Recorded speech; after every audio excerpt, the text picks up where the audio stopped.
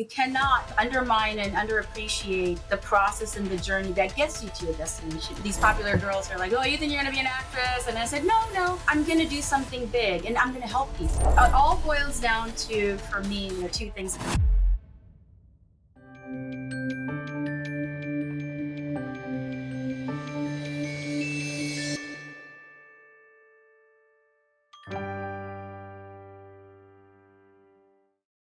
Hello, everyone, and welcome back to the What You're About podcast with me, Chad Abood. And this is where we break down how inspiring leaders and entrepreneurs have uncovered their natural gifts and had the courage to bring them into their careers to make them more successful and feel happier, especially in those moments when it was scary or it would have been easier to play it safe. And that's why I wanted to make this podcast, because there's so many times when we have this instinct that we want to trust ourselves or we want to dig a little bit deeper into who we are, but there's so many external pressures that tell us maybe we shouldn't do that and maybe we should follow the path. And I just deeply believe that when you know what you're about, you can have the greatest total success and you can feel the most fulfilled. And today, I just feel like we have someone who exemplifies that full journey. Roma Khan, just so glad to have you. Now, the list is long, but I'm going to at least try to get some of the ones that I really want to hear more about today. So we know the CEO of Crush Contracts, but also a legal tech designer behind GlobalNDA, which we are definitely going to talk about a lot more, and Zoey, efficiency maker for small and medium-sized businesses, the contracts queen, clearly the fashionista. Love those earrings. But I also know that not only do you share and you help people by inspiring them with everything that you've built, but you also have gone through the full journey of the ups and downs too. And I appreciate you being here to help us understand not just what it takes to get to the peaks, but also what it takes to move through the valleys. So I want to thank you so much for being here, and let's get started. Let's do this. So my friend, we know that you're CEO, you're legal tech designer, you're all things, but it started somewhere. And so when you were a lot younger and, as a little kid thinking, what is Roma gonna be when she grows up? What was in your mind? Like, was the legal industry, was the tech industry there? Was the fashion industry there? Like, what was it when you were a little kid? Thank you for having me today, Chad. I appreciate this opportunity. It's been so much fun talking to you, getting to this point, and I'm excited about talking about all things, of self-improvement and talk about my business. So yes, I have had a very interesting journey. I changed my major many times in college. I just wanted to do something that made me happy. So this is in my 20s. But prior to that, when I was a kid, I wanted to be a filmmaker. I love movies. I love shows. I think we were talking about it the other day, and I don't watch it just for entertainment. I watch the editing. I watch the writing. I see the background actors. I actually follow certain background actors through their journey until they become big. And I tell them I've seen them from this movie. So I wanted to be a filmmaker. What it was that I wanted to create things and take stories and share with them. With people. And then I was telling you that I grew up in the Saudi. So I from ages 1 to 10, I was living in Saudi, and then at 10, we moved to India, and I came to the US at 16. So when I lived in India, my perspective changed quite a bit. I saw, poverty and disparity and the violation of civil rights and just so many other things that you see in developing countries. And at that time, I wanted to be a journalist or a truth seeker and truth seeker and a justice seeker. And I didn't still understand law because lawyers were not how we see lawyers in the US. And so it was still kind of around there. And then I came to the US and just over time went from being in the fashion industry, being, in the movie industry, and eventually realizing, all of this is great and it's fun, but what's the one thing that helps people, right? And then I consistently saw people, lawyers doing what they do. And then 9/11 happened, and post 9/11, it just became very important for any Muslim American or anybody with Muslim, lineage or heritage to just know their rights.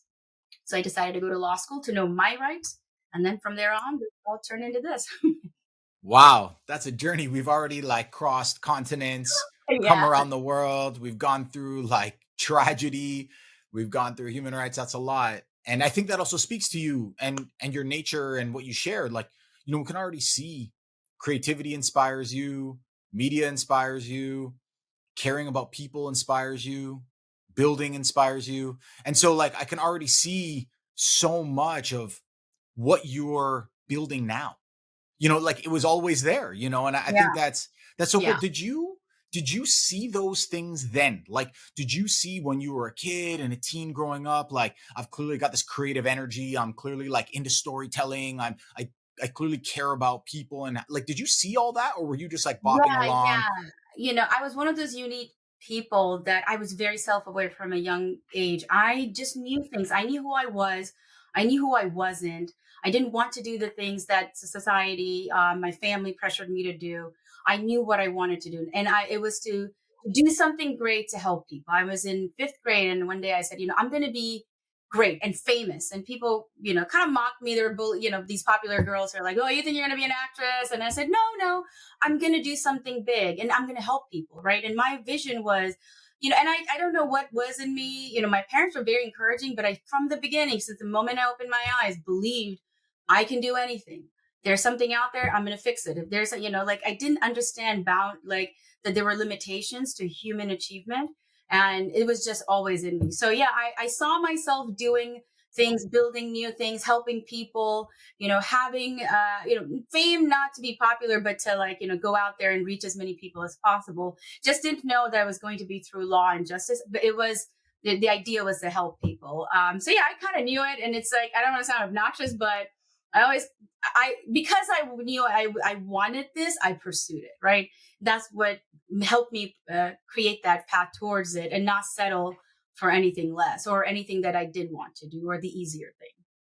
Yeah, I mean, I think it's amazing. It's not obnoxious, it's beautiful because so many of us feel this external pressure to be something that we're not simply because we can do those things. Like I remember when I was leaving my life in a big law firm, and I remember being told, but you could be a partner here. Like, why are you leaving just to travel around the world? Like, why would you do that? And I remember saying out loud, maybe it's for the first time, but I'd clearly been thinking about this a lot, is that if I can be trained to be a great lawyer and to be a partner, I can be trained to do a lot of things. Being trained to be something great, if that happens to also align with what you deeply care about, amazing. But just because you've been trained in something good, I didn't want that to become the definition of who I was. Who I was came first, and then the kind of outcome came after that. And you seem to be really self aware early. I'm so curious what your parents thought of this. Like, they have this self aware kid running around saying she's going to be great and save the world. Like, what was their reaction to that? Well, they loved it at first until I became a teenager. And then my mom and I are like, only 20, 22 years apart. So we had that when I became a teenager, her thing was like, oh, you're going to med school. And then you're going to, I'm an Asian kid. So with these expectations and then it wasn't as great, but they were very surprised. But one of my mom's friends used to tease her. It's like, what did you eat when she was pregnant? Like, how did she turn out like this? My sons are like this. And so it was great that my family was very supportive of me being a tomboy and a bold thinker and asking questions. And my grandfather was really into philosophy, so I would sit down and talk to him for hours, and they really appreciated that. And I think then that also fueled my confidence. My birthday's on New Year's Day. So when I was a little girl, my mom's mom would sit me down and say, like, when your birthday is? It's on New Year's Day. It's a very special day. You're a very special girl. Like, the whole world celebrates your birthday. I mean, imagine the confidence that I have all day around going, I am very special. I'm born on the first day. I'm the first daughter. I'm the first kid. So like it also added, quite a bit. And it's so, you've got the natural, uh, you know, natural God-given, if you want to say, talents and abilities, and then the nurturing around it matters, right? And so I feel very blessed that I have very good supporting parents, and even if they didn't agree with me for some time because of cultural differences, they still love me, and now they've come around and they recognize and appreciate all that I've done, and now they tell everybody else in the family to be more like me. I mean, there's fireworks going off around the world for you every day, on your birthday. So you must have just felt Yep, incredible. I am But telling you, I love it. I'm curious though. So like you have a very nurturing and supportive family from your parents, encouraging you, encouraging this energy. you become a teen, you've got the classic like med school push, and you're clearly like you clearly march to the beat of your own drum, and obviously that brings you a lot of energy, and so we can only imagine you as a teen that way, and your parents starting to say like, no, med school would be a great fit, we should just do that. How did you navigate for all the folks that are listening that feel like, whether it's because of their family makeup or their background, that can relate to this pressure? How did you have the courage to stand up for like what you're about and what you cared about, to fight that like clear external validation of success to be a doctor and go to med school? How'd you fight against that? Well, I fought a lot. I fought hard. And at some point, I ran away from home. There were all these things. It was not easy. And, I have a mom who's just like me. So you can imagine. And then years later, she said, and this is to all the listeners who are parents and have children who might be wanting different things than them. And she said, what was I thinking? I was fighting and challenging a 20-year-old. I was the adult. I should have stepped back and I should have let you figure things out. So I appreciated that years later, but it was very difficult. And we had a lot of transition going on, right? I come here when I'm 16. I have 2 years of high school. I got to figure out how to go to college. I figured that out. And I got into some good schools, but I didn't want to be where my family was because there was too much pressure. So I moved out west, and then it was in a new state, new country. I've only been here for a couple of years. So I'm figuring all that out. And what I did was I just avoided my family. I just left and I built my own life. I figured things out on my own. I made some mistakes, and it was challenging to do it without the support of your family at that time. But my thought process evolved quite a bit, and I started to think the why behind the what was a big, revelation to me. I didn't think of it like that when I was in my teen years. And I started thinking my family is this way because they want the best for me. They want me to have financial independence. They want me to have a good life. They're not understanding that there are other ways of accomplishing this. They wanted me to get married and have kids in my 20s. I didn't want to do that. And so we started explaining to our parents, they're like, we just want you to be happy. Well, there are different ways of being happy. And if you can't see it, that's fine. We'll show you how. And so then it became this, goal to be happy, to show them that I'm happy with my choices. And so that was the way I got around it. And when I decided to go to law school, I got in, but then it was in 2006. So like the bubble had just burst, the economy was beginning to show some signs. And my mom said, if you got in, go, I'll take care of everything else. You should just go. And so it was great to finally have that moment where I decided to do something else, and she saw the value in it and she supported it. But it wasn't easy. And it's like, understanding why I want to do this and understanding why someone else wants you to do something else helps quite a bit. So that would be my big advice to the listeners, to like, think about, why does your child want to do this, or why do your parents want you to do something? Find that common ground, and then let them see that there are other ways of accomplishing it. Wow, that's very courageous. And it made me think of a couple of things, on the parent and child thing, because also I'm a parent of a small child, and, I have parents and who had expectations for me too. And so, I was kind of thinking about both sides of it when you're describing that journey. One thing it reminded me of as a parent is, I remember, have you ever read Khalil Gibran's The Prophet? I have not. It's on my list. So it's a book of like basically parables, right? Where it's like, he's got this character who's like grown up in a city but not as embraced by the city, and then is going to leave that city to like go home. But as that character is about to go home, all these different kind of personas in the city realize how wise that character is and ask for their advice before they go home. And so it's like each chapter is on like a different element of life. And the one about parenting is, the character says, like, think of it like a bow and arrow, where the parents are the bow and the kids are the arrows. Like, you're meant to like shoot them out, and they're meant to like go on their own journey. You're not meant to like predetermine for them like where they're going to land. And so that really stuck with me forever since I read that. And then when you're talking about the Oh, that's parenting so side, great. yeah, Yeah, it was I've like been very meaning to read powerful. that book. It's such a great book, and it was written in the 20s, right? Like, it's written a long Yeah, time ago. Yeah, it's very short too. Yeah, like you All can right, then blow I'm through I'm it. doing this. I'm gonna go read it. Yeah, Yeah. and for what I am and how I resonate with the community, which I love this community that I've met on social media. This is who I am. This is who I've been my whole life. I've been a real life influencer, helper, whatever you want to call it. And then when I joined the social media world of LinkedIn last year, I mean, I've been on LinkedIn, but I became active like late November. I appreciate the community so much, and they tend to see me as I am because I represent myself as I am. But I'll tell you, it took a long time to have this kind of confidence. I had confidence, but knowing now what I know, I have, genuine confidence in what I do. And if something goes bad, then so be it, right? I'm not going to get swayed. I'm not going to second guess myself. And I'm not going to, try to do things to please other people. Not that I did this a lot, but we're all human. We all want to keep our job. We want to satisfy our spouses or boyfriends and keep people happy. And we started making compromises.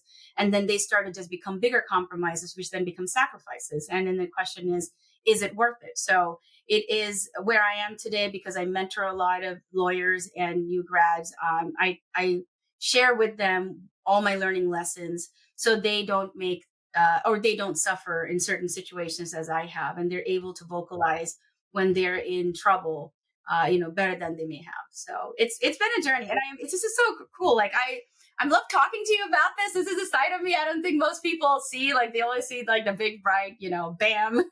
Yeah. Well, they're going to now. They're going to now. And I think they'll appreciate it, because I think it resonates so much for so many people that are struggling through this journey. So let's pick it up because I'm curious, you've decided to go to law school. You've like kind of mended the fences with the family pressure and being yourself, and you see a place where you can deploy your gifts. But I want to check this first. Does it seem accurate to you when I'm saying like the things that I'm seeing and hearing as you describe your youth are like curious, like marching to the beat of your own drum, like storyteller, like very empathetic towards like the human cause? Like were these kind of the traits that just always were in you up until that point? Does that sound like a fair description? It is, yes, it is a fair description. So, okay, so you go to law school, you're like starting to see how you use it, and then you step into the legal world. And how were you trying to, make a living, begin your time in this industry that was a new industry to you while still using your gifts? Like how did you try to bring as much of yourself into your career as you could? Or did you find out that you couldn't in the beginning and you were just like struggling to like just make it? Well, it's never easy. I'm like, I wake up and I go, well, of course it's not going to be easy. Let's make it happen, right? And that's just been my life. And it's in a good way, right? Like, I would like it for sometimes it to be easy, right? Because you don't want to be fighting a fight every single time. But there are times that you can't help it. So I graduated law school in 2009. I actually went to a tier 3 law school. I didn't want to go to law school. I was thinking of like, I'm going to take a year off, go to Europe. And then I took my LSAT very, haphazardly, and then just got into a school. And my mom was like, I'm like, this is a tier 3 school. I'm not going, but they were giving me money for my, as a scholarship. And so she's like, they're giving you money. You got in, you're never leaving California. This is a really good California school. Go. Right. So I was like, fine. I wanted to be a prosecutor. And that's why I went to law school. I didn't want to do anything else. I only focused on that. I had, externed at 2 DA's offices. I was like getting in. This is where I wanted to be. And then 2008 happens and everything's changing. We graduated in 2009, and everything that I thought I had planned and had was gone. My confidence was now shaken, and I'm sitting here thinking, okay, what do we do? Like, most of the valedictorians are okay, but everybody else are struggling to find work. So I thought, big fish pond or big fish ocean. So remember I told you like I'd lived in Arizona for a little bit when I moved out of Chicago. I decided to move to Arizona for a couple of years, wait until the recession was over or the economy got better, and then go back to California. So I went to the big fish pond because I'm the big fish. I never look at myself as a as a little fish. So I went out to Arizona. I passed the bar. I'm waiting to, I'm applying to all these criminal law firms or going to the DA's office. I'm like waiting for my turn. And the wait was long. And, I'm sacrificing, I'm taking whatever jobs I can.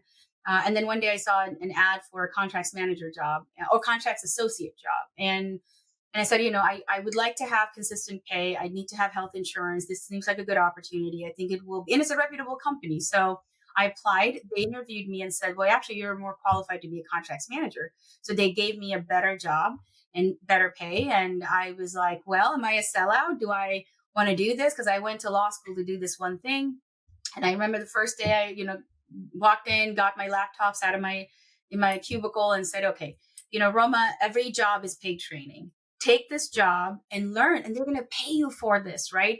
Take these lessons and then go work the DA's office. Don't give up on that dream.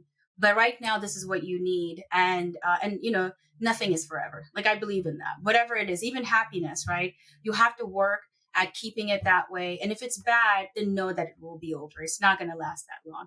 And so I started that job, and then 3 days later, I'm like, I love this. This is so great. I get this. I am so good at this. I love talking to people. I love business deals. They were giving me, they had the confidence to give me really big contracts right away. And I was just loving it. I mean, I'm doing deals with Samsung and Apple. And these were, for someone who just came out of law school and hadn't been able to find full-time work for a long time, and then suddenly had this opportunity, I had this aha moment that, we want certain things, and we think that these things are going to make us happy, like being a filmmaker, being a DA. But here I am, I just get deals, I get business transactions, I get contracts, and I'm going to pursue this. This is going to make a lot of things fun and easy for me. And then I can do the other things that I want to. So I stayed with that job. And then at some point I recognized that, oh, you know what? They don't have a really good software. We should have one day I'll invent a software that will do contracts. And then I just went off that journey. So it was tough. It was difficult to, in that time it was difficult for everyone. But I got into the contracts world just by taking a chance. And sometimes just doing something that's a little bit easier. Doesn't have to be a big challenge. I don't have to prove myself to myself all the time, right? And I'm so glad I did that. And here I am. I think there's so many great threads there to pull out. Like, one is that like you felt like you pre-knew what you needed to be. You needed to be a DA. You had like determined this outcome for yourself, and then that path like wasn't available in that moment. And so you had to do something else. And I actually really love that because I think pre-knowing is really limiting. You can't even conjure up for yourself all of the things you could do in your life if you pre-know the one thing only, because the chances of that one thing that you pre-know being the best thing that you can do to create impact is probably pretty slim. And it's only because you took this other opportunity and kept using your natural abilities to be creative, to like have better stories with your business partners, and to figure out like how you help people move things along that are painful to them in that sphere. You were like using all those same gifts that you always had, but you just deployed them towards the space that you were in instead of having to pre-know this other solution. So I think that's really great because I think a lot of us have a lot of pressure to pre-know. And so when you're in this space, like early on, you're already thinking about technology, and like legal tech was not anything like it is now back No, then. this is 2011. This is 2000. Yeah, this is. So where did you take that? There wasn't much. Like, where did you take that? Then what did it even look like for you? So for me, I want to go back just one step to the pre-knowing part, right? I want to clarify that it's good to want things. And it's good to set goals, right? That's what my goal was, to become a lawyer and become a DA. I wanted it. I didn't know if I was going to get it. I thought I would, but I wanted it really badly. And I was going to ignore everything else that was coming. And I did that for a year and a half until I said, okay, maybe I should explore other options. So, we pre-knowing what we want is a fallacy. You don't,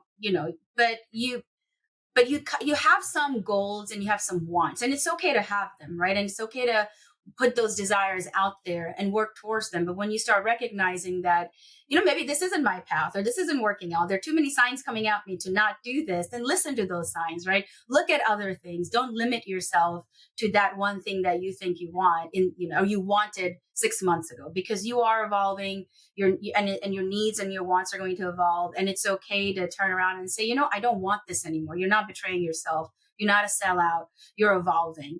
And that was the big challenge for me.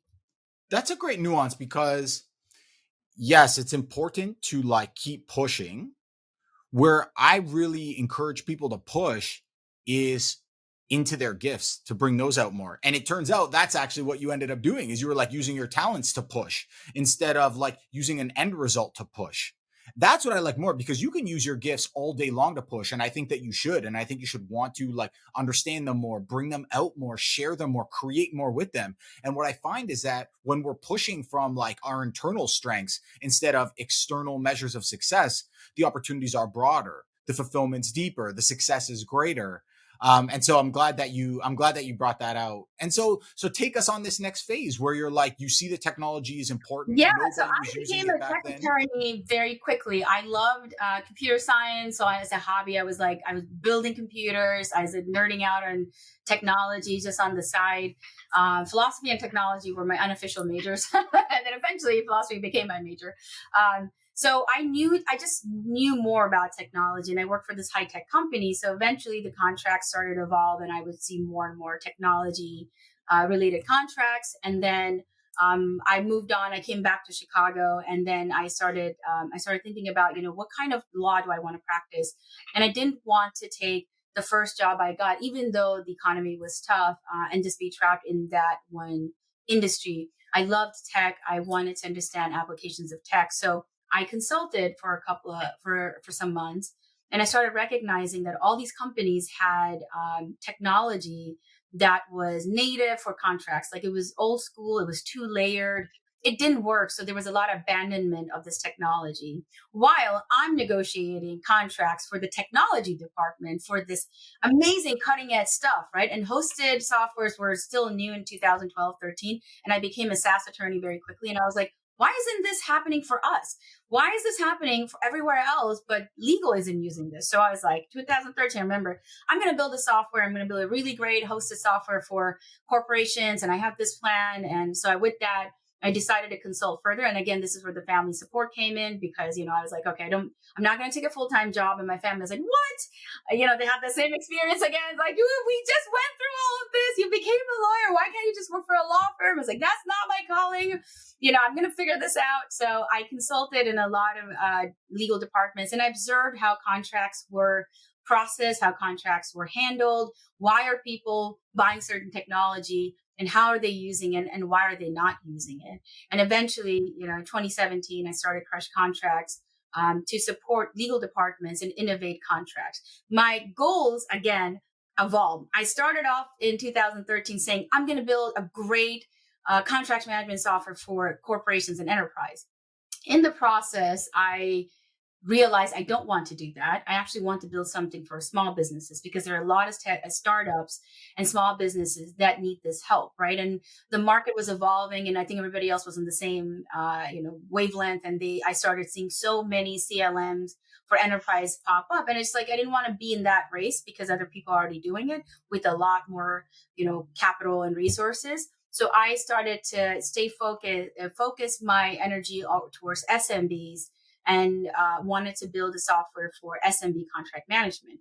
But I stayed with the consulting part because I enjoyed doing it. That is how we made money. That's how we funded all of our projects. So we launched in 2017 with Crush Contract. We provided, consulting. We still provide consulting services to legal departments. And we launched our software in 2021, Zoey, which is a contract management software for SMBs.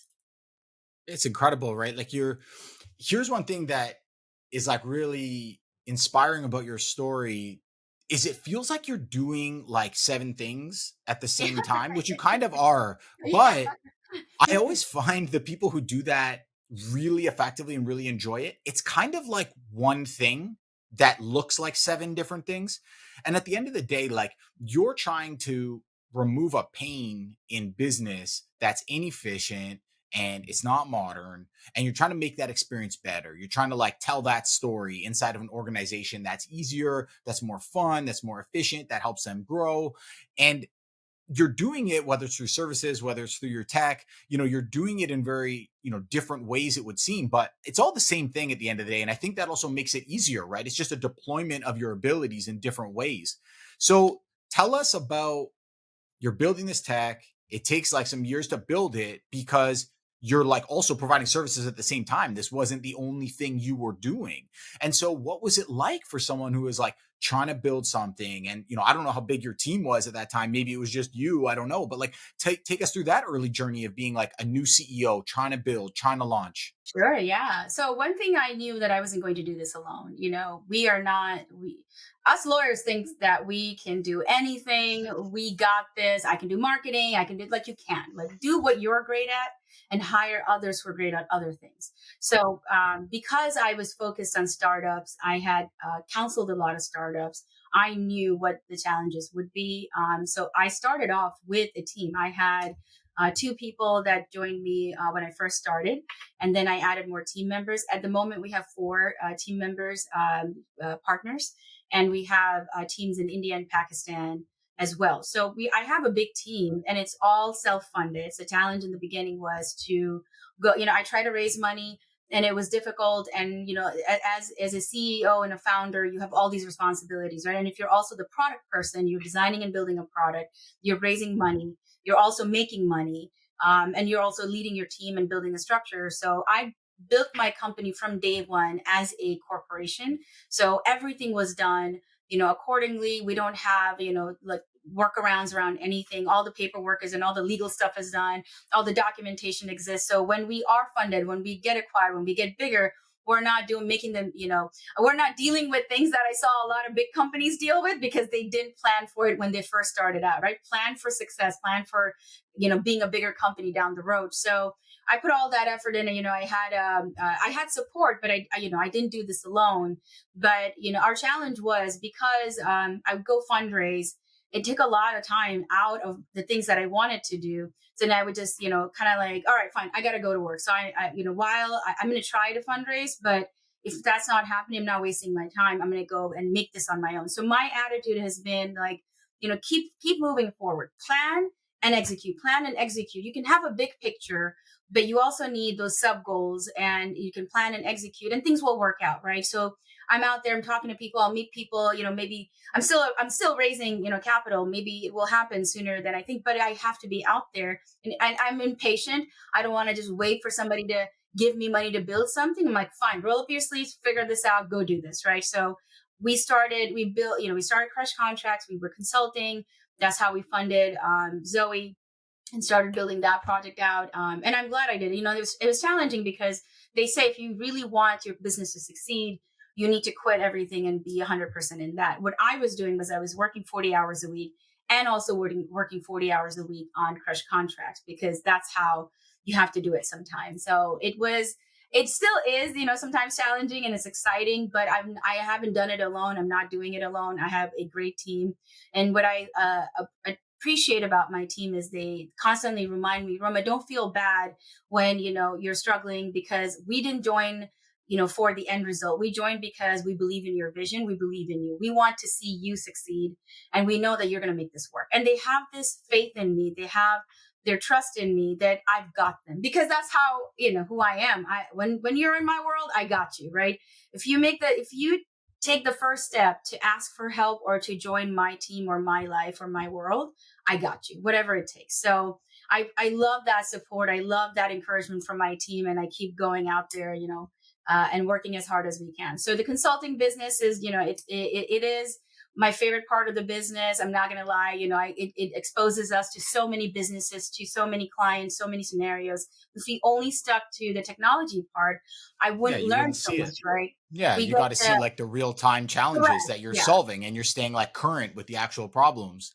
You know what you reminded me of when you were talking about time is that for me, like, being in a big law firm, being a GC, and now having my own like coaching and consulting business, is that like time feels very different to me.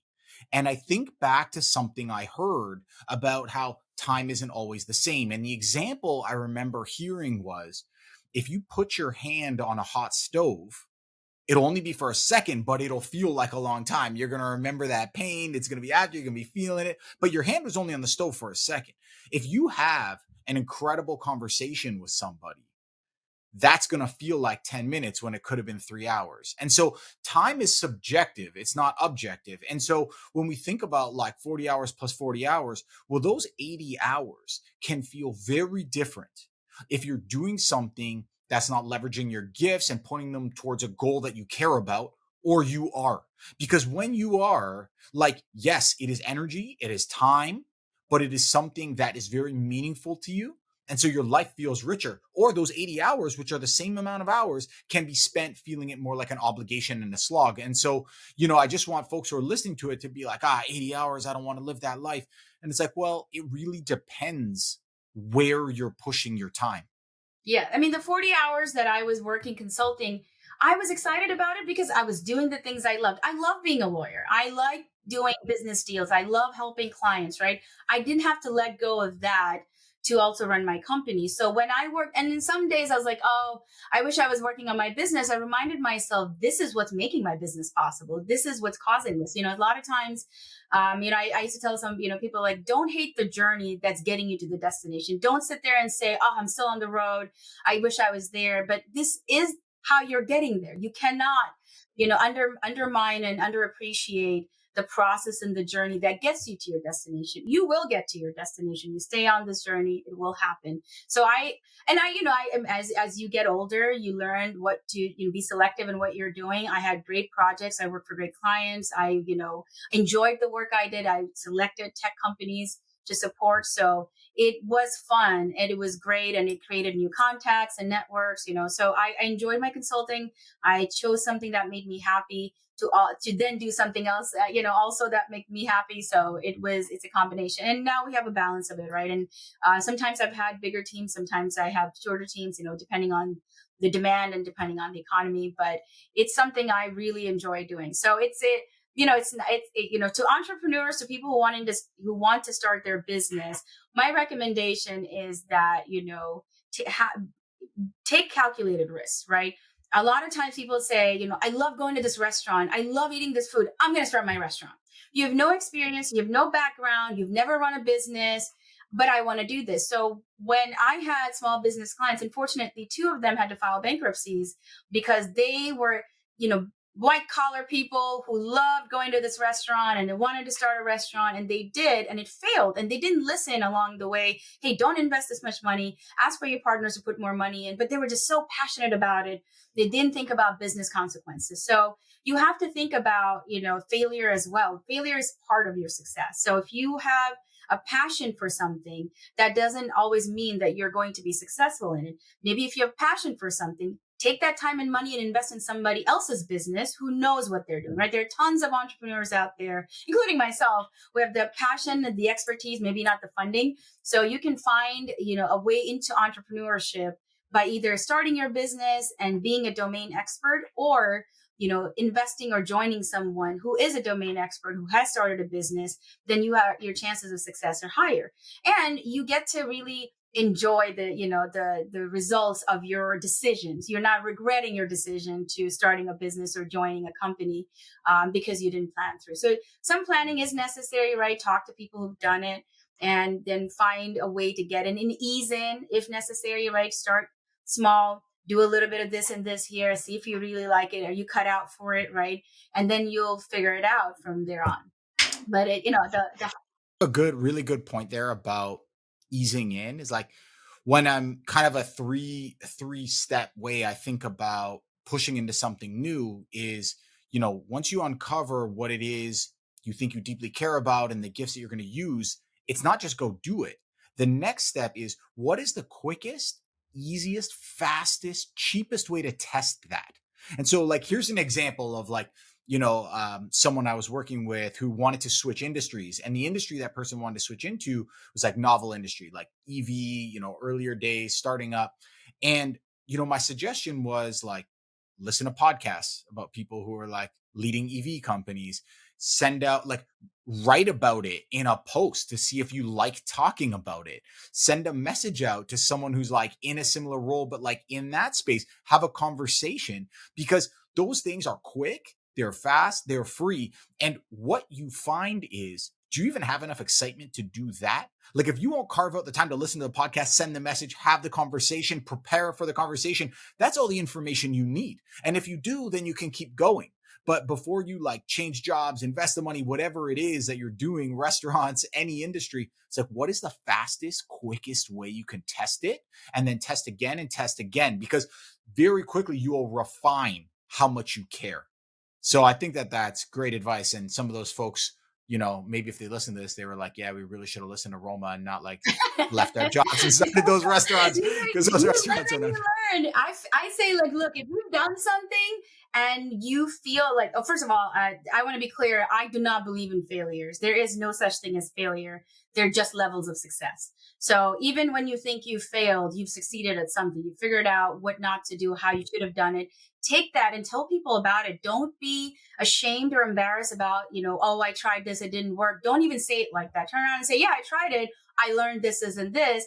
I learned that I'm actually, I don't like that. I learned that I'm actually good at this thing, and spread the word, right? Put it out there so other entrepreneurs can listen and learn and, take your advice. And now suddenly you're not a failure. You actually succeeded in learning something about it, and you mentored somebody in how not to do it that way. So try, like, I love what you just say, how you framed it, like fastest, quickest way to test it. And testing it is so important, right? I tested it for years. I consulted, I went out and see, is this the life that I want?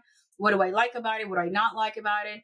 And I loved it. And I liked more things about it than what I didn't like about it. And the only thing that you don't like about consulting is, like, there's no guarantee about the ebbs and flows of the business, right? But it's money. Money comes and goes. So that's wherever you are. You can have a W-2 job and then not have a job later. So other than that, I liked all the other things about it. And so I tested it for some time before I went all in. What is something like, I mean, for everyone that's watching you, and I want to talk a little bit more about GlobalNDA and everything that's going on there, but like, these are all the greatness, this is everything at the outcomes that are so beautiful at the moment. But like, what is something that the incredible Roma Khan has failed at, that you realized, like, that's just a level of success and that taught me something? What is something that happened to you that you had to have that perspective on? Oh my gosh, where do I start? Well, I'll in the context of running crush contracts, right? I have when I think it's in the beginning, like, this is a journey of an entrepreneur, right? I brought in talent and maybe I offered equity too soon. That's the thing to understand. And then it created an obligation on the other person who wasn't cut out for the job, and they're feeling pressured, but they don't want to lose the opportunity for equity. And now they're struggling and eventually finding out that this wasn't going to work out. So we have all parted, very amicably. We're all part of our lives, but that was the journey to figure out, is this your calling? And the person, like, this is not my calling. And then, I had to say, like, I hold nothing against you. But then there were legal complexities now, because we had, these equity agreements going in. So that was one thing to learn. So if you're starting your company and you're excited about it and there are people who want to join it, if it's your idea and it's your company, be very conservative in how you're offering equity into the company. And I wouldn't say, again, I didn't fail. It was a thing that I succeeded. Now I know better. And so from that point onwards, when people joined, I handled it a little bit differently. Technology wise, I love, designing Zoey. My concept for crush contracts has been, if people do not want to read anything on our website, they don't want to touch our software, and they blur their vision, they should still enjoy the art and design and touch and feel of our company. So that's why, the colors are the way they are. We spend a lot of time in branding and designing it. We work with great brand strategists to get that, to be where we're at. Again, we hired people. I didn't come up with most of this stuff. And so as we were, building Zoey, I got too into the product. I wasn't thinking like a CEO. I was like, oh, then we can add this feature, and then we can add that feature, and just pouring money down it. And at some point, I was talking to one of our vendors who provides our e-signatures.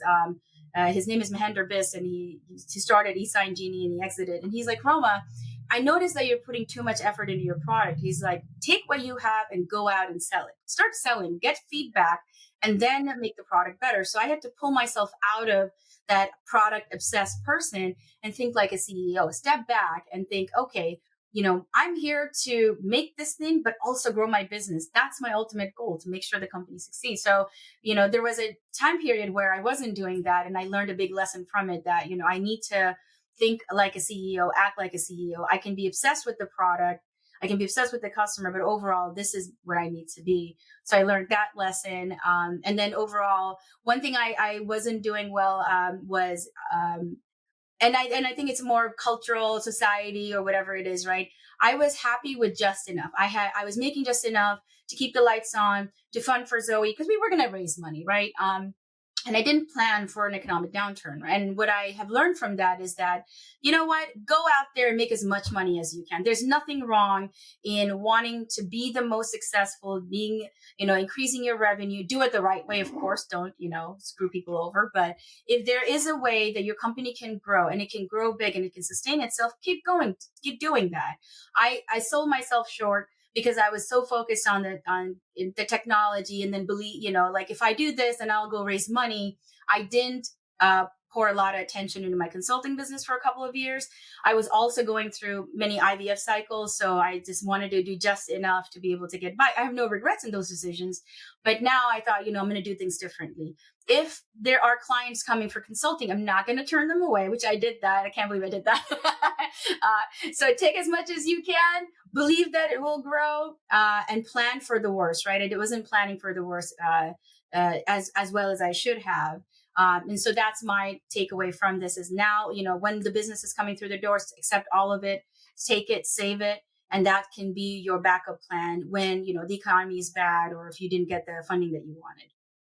Yeah. And I think that's always such a tough one for some folks who have like a very difficult relationship with money, especially when you're creating it as a business owner versus like taking it as a paycheck. Sometimes it can feel difficult because a lot of folks who go into entrepreneurship, a lot of folks are doing something they deeply care about. And it actually feels a little bit weird, the money piece from it, because you're like, but I love this anyway. I'd almost do this anyway. And I think that, one thing that I've heard a lot that has been helpful for me is taking the money allows you to have a greater impact because you can push your message bigger. And so like turning it back into your purpose like can reduce, some of the stress that people feel about money on its own. And so I thought that that's such a great message. So you get through so many of these learnings, and you're fierce and you're courageous and you're creative, and you've been using all these gifts of marching to the beat of your own drum and caring about easing the pain of others that you've been doing ever since you were little. And now you get to a place where you've got GlobalNDA, you've got Zoey, you've got the consulting business. What is going on in today's version of Crush Contracts? And I know, because I want to hear about it, that there's lots going on with GlobalNDA. So tell us a little bit of the scoop if you can share. Sure, sure. So, one thing that happened to me through this journey was I was able to, clearly see what my mission is, what I wanted. We had changed our company's mission several times over the last 5 years. And it was because, like, is this what we want? We started off thinking we wanted to do this. Like, I wanted to build the best technology or innovate legal departments. And then now, today, my mission has actually gone back to the roots of it. I want to make law accessible to people, and I want to reduce contracts in the world. Those are very clear goals. And reducing contracts in the world as a contract queen might sound crazy or oxymoronic, but it's not. So I think that fulfills my purpose. So how do I make law accessible in a corporate world, right? Well, you think about the companies we serve and who do they serve. If my client or if a company that we're helping helps small businesses, then we're making law accessible to the company that's making, doing good in the world. So I looked at it that, you can actually absolutely serve justice in a company's corporate legal department. If you have, sales individuals or human resources or, other departments in the company seeking legal advice, you're making law accessible to them. So I fulfill my purpose of making law accessible to all by doing my consulting business. I love technology. So we sit and we think about we have contract review, contract negotiation help. That's the traditional, support that we provide to legal departments for anything contracts. So that part, everything everybody understands. But the passion around technology comes where I have used and helped implement many CLM into CLM software for my clients. And I loved it, right? And I love gadgets. I love new technology. So I was like, oh, this is great. So one of the things that we are now offering is the CLM implementation officially. And also, utilization of that technology and leveraging it to do more. So I'm like a MacGyver like I like to, I found myself often like in the kitchen, like I really don't want to go grocery shopping. What do I have? I pull whatever I have in the kitchen and I put things together. And it started to become a thing I was known for. It's like, oh, just send Roma to your kitchen and see what comes out, right? And all these great dishes were coming out. So I started doing that same thing with the resources I had, whether it was his business. And I send the same message to legal departments. Like, we're starting a new campaign which is called One Tech, Many Uses. There's a lot of technology out there. There's a lot of, there are a lot of options out there. And there's always this need to like, do we have a good thing? Should we switch? So I want to look at what people have and tell them, okay, this is what you have. This is what you can do with this. These are all these other things you can do with it, right? So we provide that service. I'm very excited about it because it allows us to play with different technologies and create different use cases and experiment with them, and then give those options to our CLM vendors to say, hey, go tell your clients that you can, finance can use this, procurement can use this, right?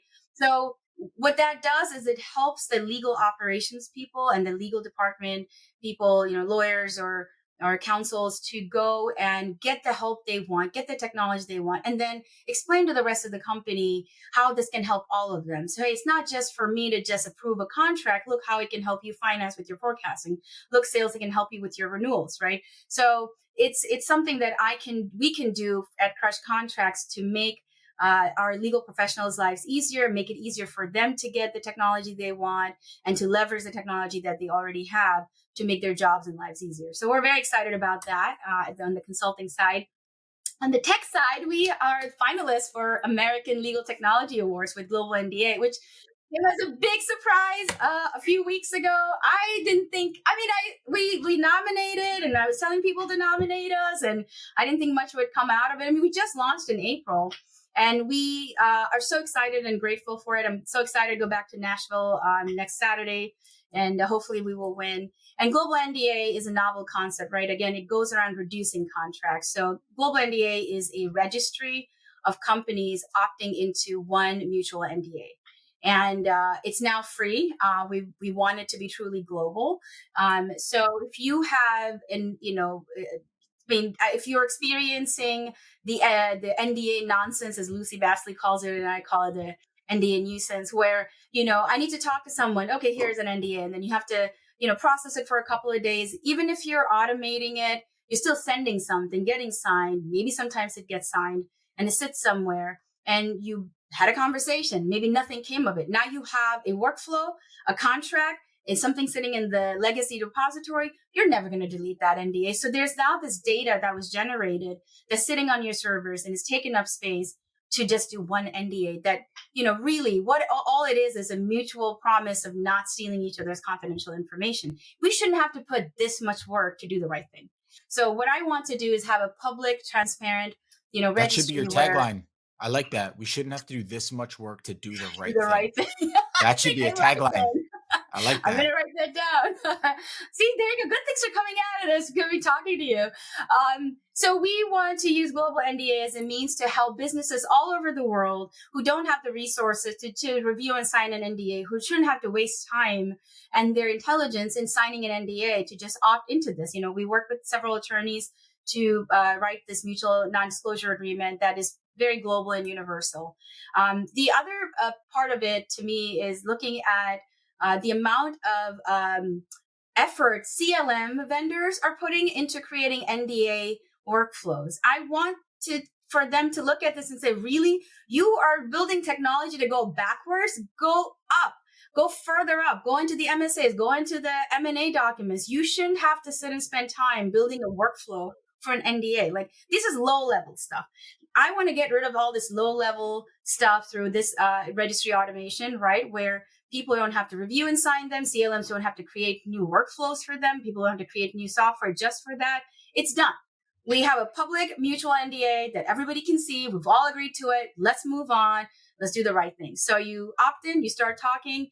And if there's a problem at some point, and which rarely happens, I've yet to encounter somebody violating a mutual NDA in my career. So I think it's a very low probability of that being a problem. So let's do it. Let's move on. So anyhow, that's where we're excited about GlobalNDA. It's now free. We would love everybody to opt in, test it out. You can still sign your NDAs if you're you want to do both, but it would be great to have everybody test it out and give us their feedback.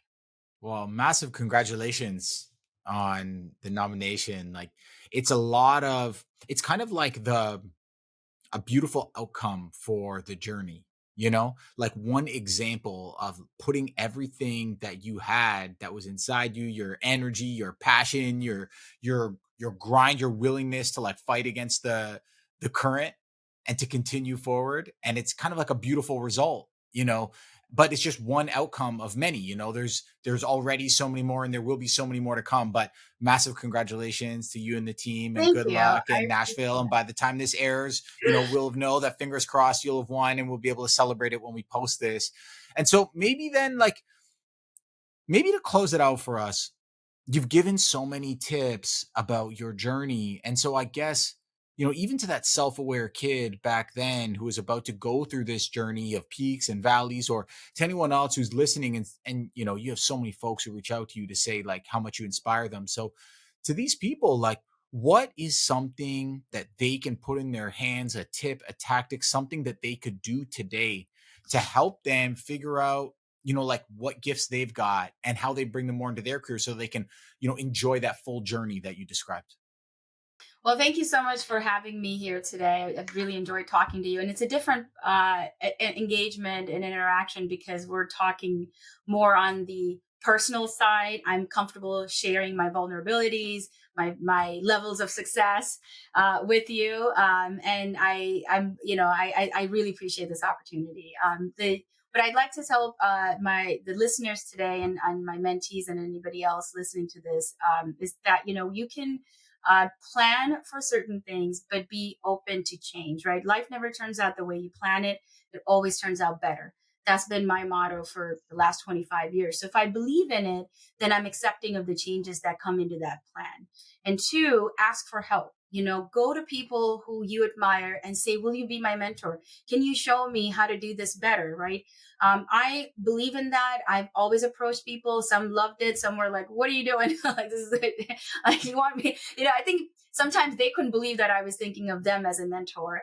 And I appreciate some of the mentors that I've had from early on in my career who were telling me like, hey, Roma, you have a lot of energy and excitement, but you're going to say the wrong thing in front of the wrong people and it could hurt you. And I appreciated how candid they were with me, right? And I knew they had the best intentions at heart. So ask people to mentor you, save that, use all that, because it all boils down to, for me, two things: helping people and saving time. I have a big problem with people who waste my time, who waste time in general. I have always chosen jobs that were less than 35-minute in commute. I'm not going to sit and look back and accumulate the hours sitting in traffic where I work. I've turned down job offers that were too far away, right? I've stuck to this rule where I need to save time to do anything else that makes me happy, right? So what we do with Crush Contracts, what we do with GlobalNDA, all of this eventually helps people save time and helps people in overall. So I would tell you to, if you're what you're doing, find that that thing that is important to you, and it doesn't have to be some selfless altruistic thing. It could just be as simple as, I don't like having my time wasted, right? And if I don't like having my time wasted, I think other people don't like it, and build things around that that make you happy, and it will make other people happy. That's perfectly put, and a perfect summary to, the journey that you shared with us. So thank you for sharing the ups and downs, the personal part, the work part. I think that vulnerability it's really important because we don't always get to see it from people who are leaders, who are making it, who are, legal influencers. It's really relatable because everyone's human and everyone's going through it. So I just wanted to, say thank you, and sharing the IVF piece too. I mean, like, that's something that is so much more common than we think and we know, and is so painful, and difficult, and also, is a big part of people's lives that also impacts their work. And so I wanted to also just say thanks for sharing that too, because there's a lot of people going through that journey, Yes, they and are. to Yes. understand that is a big It's deal, just part right? of When our you're lives, right? It's biology. Mhm. And I'd like to add something here that I've learned so much in the last 2.5 years of doing this. I run IVF support groups. If anybody is considering, especially women, to freeze their eggs, do it. If you're thinking about it, then do it. I want to turn fertility options for women in workplaces, as common as saying, I went on a vacation or I bought this car, because that is something that gives you options. And employers need to provide those options for their female employees. It's not enough to just hire women. You understand that at some point in their early 30s, they're going to have to make these difficult choices about work and having kids. So empower them with the right benefits, empower them with giving them time off to make these choices. And then women who are, and men who are going through this, let's talk about it openly. There's no shame in this. It's just what it is. The more we talk about it, the less, it remains like there's stigma to it, and we get to create better options. What I wish people talk more about this in my 30s. So I would have made different choices. And now that I do, I talk very openly about it, so the people behind me can make better choices. Yeah, I appreciate that you shared, a little bit about your journey as well. So let's keep talking about this as well. And if anybody has any questions, feel free to DM me. No, that's so thoughtful. And who knows, maybe there'll be a whole other business that comes out of this because Yeah, clearly you're I'm passionate working about on it and it. you've got ideas. There Yeah, I'm might be working something on there it. too. I can already feel Yeah. it. Listen, wherever anybody who's listening to this, I know that they're going to have taken so much away from what you shared. So, thank you, Roma, for sharing your time. And for those that heard this, if it hit you, like, let Roma know, let me know. If you think it was meant for a friend, please send it to them. Any way that we can help more people understand that the journey could come from their gifts and their talents, even when it's hard. I just think that's going to make so many people's lives richer, more successful, more fulfilled. And I just want to say, I can't wait to see where you take this, all the new journeys that are going to be coming from your gifts, my friend, because it feels endless. Listening to you, the passion is endless. So thank you so much. Thank you for sharing the time. For everyone who's joining, I wish you an incredible rest of your day, and we'll see you on Thank the you. next Thank you, next Chad. episode. Thanks. Likewise. I'll talk Okay, to you soon. Bye. bye, Roma.